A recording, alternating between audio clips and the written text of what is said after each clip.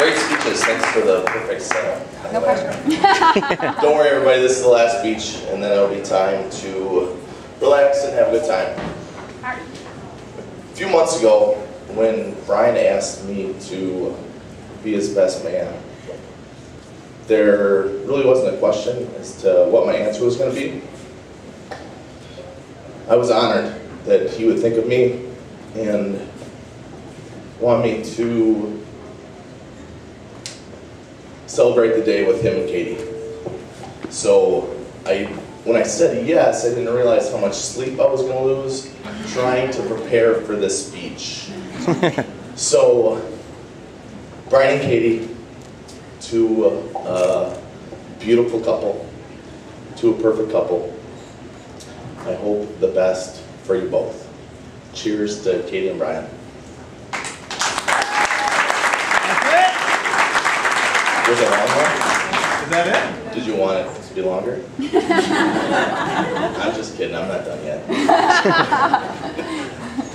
I first of all want to say thank you to everyone who's here. I know that Katie and Brian appreciate all of you for coming. It means a lot that you would share this special day with them. I also want to say thanks to the parents. Without you, none of us would be here.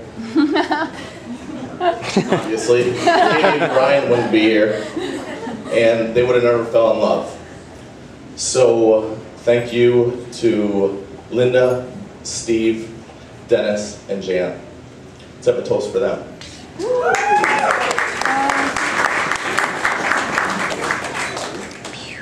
Now, for all of you that don't know who I am, my name is Jason, and I met Brian almost 10 years ago when we agreed to do this crazy summer internship where we sold educational books and software, 80 hours a week, straight commission, moved out to California without a place to live, where we knocked on doors to find our place of residence for the summer.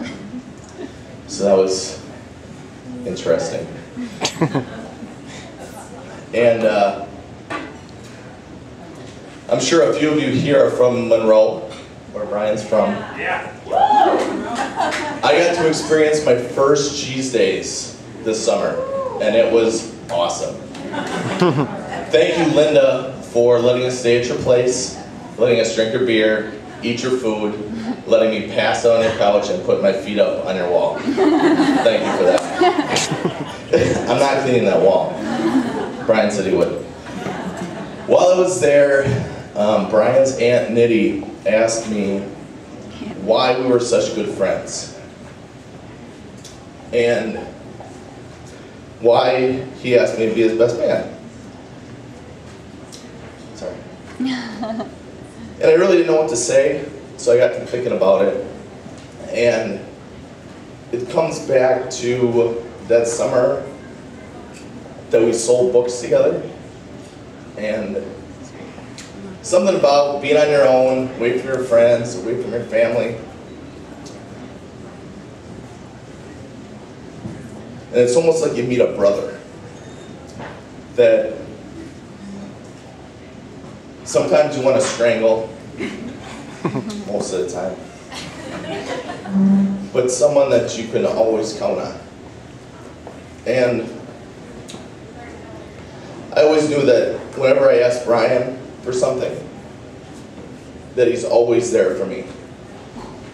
Whether it's a place to stay for the weekend, or talk about motorcycles, or just a confidence booster, because Brian and I golf a lot of times when we're together.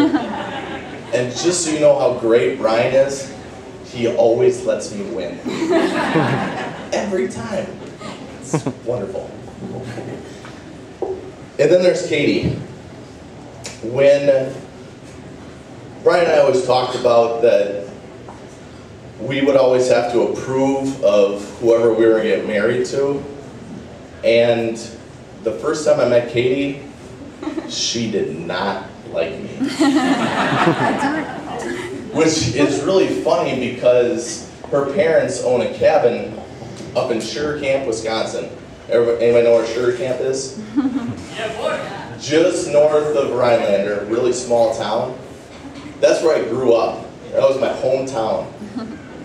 So I knew I was going to get a couple chances to redeem myself with Katie coming up there. So I got to know Katie. She learned to tolerate me.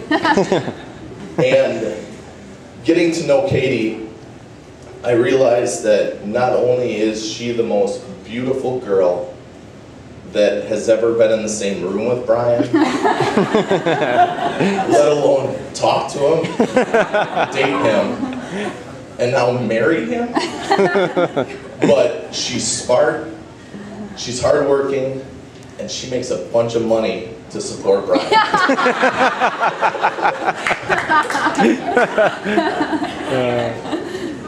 Good work, Brian.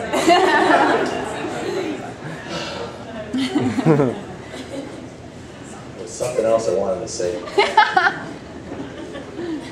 Trisha, you got my sheet? Give me 1 second. So, I'm missing a paragraph. Party. So I didn't write this down. Oh yeah, which, coming back to this whole Katie didn't like me thing, I'll never forget, Brian calls me one random day and says, "You'll never guess what Katie asked me today." And I didn't know if I really wanted to know, but he said, "When is Crowell going to come back to visit us? I miss him." And Brian and I just both started laughing, because the way it started, you would have never guessed. And then I remember being down in Milwaukee and being in Brian and Katie's kitchen, and Brian had been talking about buying a new motorcycle. And we got into the topic, and I asked Brian when he was going to buy one. And Katie looks at me and says, "Not till I get a ring."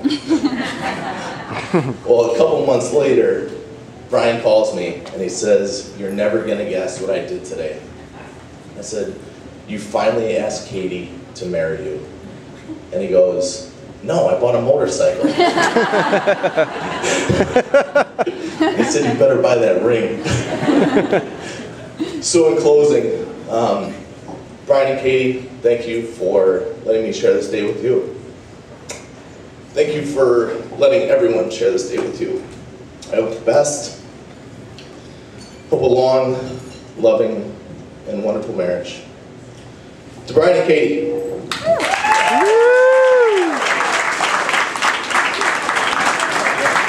Good job.